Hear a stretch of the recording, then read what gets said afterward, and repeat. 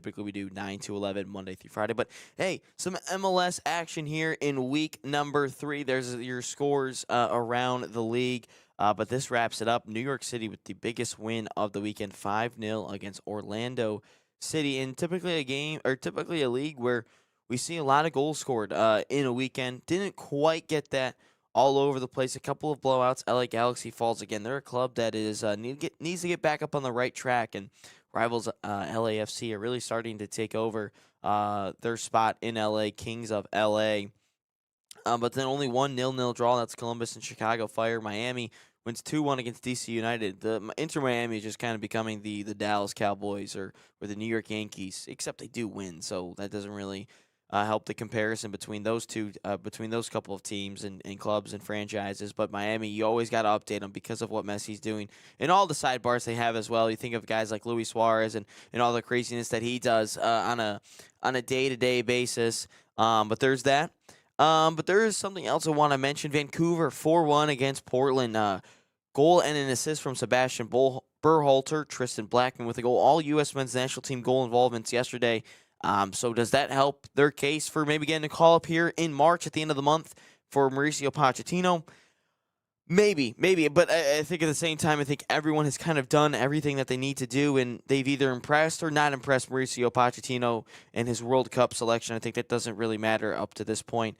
But there is your scores. Nashville 3-1. They continue to say one of the best teams in the East. But just looking at the kind of early stages of the MLS season, I know it's only 3 weeks, so we can't really, kind of crown anybody at this point. It's like, oh, this team might go this far. We can't really do that yet here. But New York City currently tied with Nashville for top of the points in the East. So that's where they're at. Only difference is 1 goal in the goal difference. Miami sits at third with 6 points, tied with New York Red Bulls, who's sixth in fourth place. Chicago Fire in fifth in fourth place. But you look at the other side on the West. 4 teams still remains perfect. San Diego FC number 1 with 9 points. Vancouver in second with 9.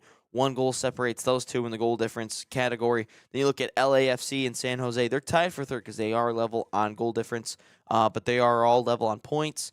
So they're perfect. 4 teams are perfect on the West. The East side a little bit closer, but no one is perfect. A team, at least every single team, has dropped a point at some point, and you wonder, maybe is the Western Conference the better conference of the two? I know it's early goings here, but it seems like in sports the West is always better than the East. Across all American leagues. But it seems like this way in the early goings, the first couple of weeks, that the West is the better league.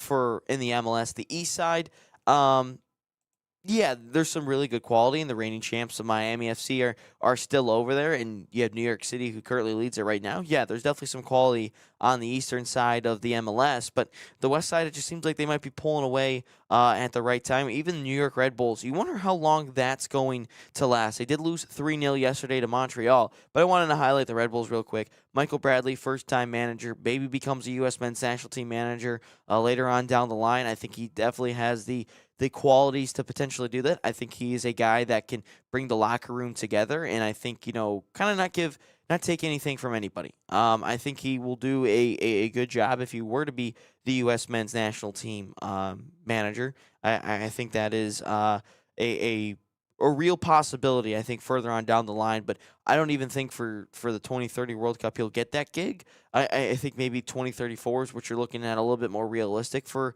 a guy like Michael Bradley. I think if you're the U.S. men's national team, do not give the manager spot because, again, I said Poch, I think, is gone after the World Cup anyway. I think he was just brought here to be in the World Cup. But I think, you look at a guy like Michael Bradley to be your manager. I would like a little bit more experience from a men's national team standpoint.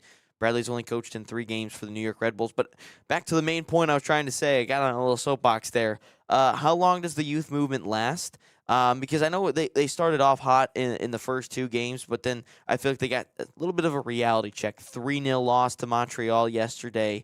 And how long does this youth movement last? I don't know how long the youth movement lasts, but after a certain point, you got to think to yourselves, you know what? Maybe we can't give the kids as many run-ins as we feel like. Maybe we to have the kids, play a little bit last minutes, and we bring them in kind of some specialty spots. And it always amazes me when a team brings up the kids. Whether this is a side in Europe or this is a side here in the MLS.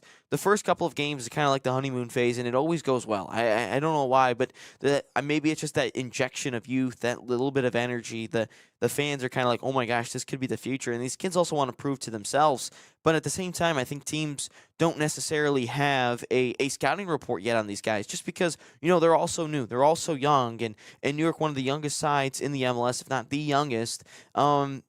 How long does this last? How long until maybe Michael Bradley might dip into the market and whenever it opens up in the summer? Of what, we might have to have some veterans. Maybe we have to have some older players to maybe help guide, help mold these young players, because there's a ton of potential. But right now, are they MLS ready? I guess so. I guess maybe you could say they're MLS ready because they've made a handful of starts and a couple of goal contributions early. But at the same time, you're looking at results. We're in the results business, and